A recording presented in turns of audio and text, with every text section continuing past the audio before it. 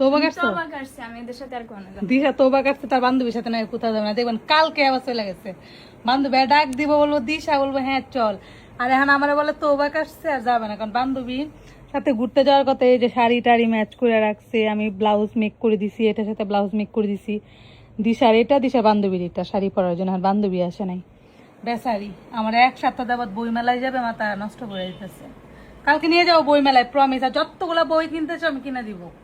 এই যে দেন 5 মিনিট আগে তোবা কাটছে, 5 মিনিট আগে তোবা কাটছে, তোমার সাথে যাবে না। তুই কিন্তু তোবা কাটছিস, আমার তোমারে গালি দিতে দিতে অস্থির করে ফেলছে। জোর মতো বান্ধবী আমার দরকার নাই, আমি জীবনে ওর সাথে কোথাও যাবো না। তো আমি যদি বান্ধবীর সাথে যাবি, খবর আছে ঠিকঠাকে তোবা কাটছে।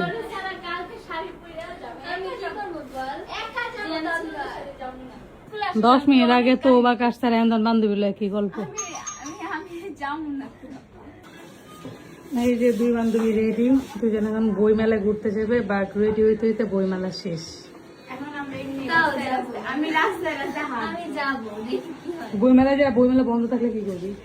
আমি যাবো না ভাই, বইমেলা শেষ। বইমেলা দিয়েছি না, নীল হচ্ছে বান্ধবী, একটু আগে বলছে বান্ধবী নেই, ঘুরবে না, এটা ঠিকই। আমি যাবো না। বইমেলা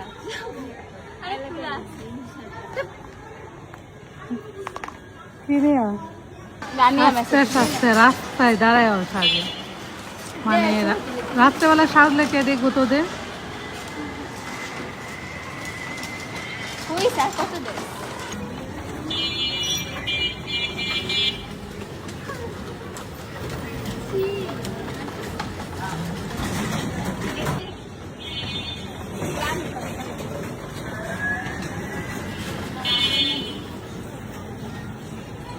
মামা, খাতাম।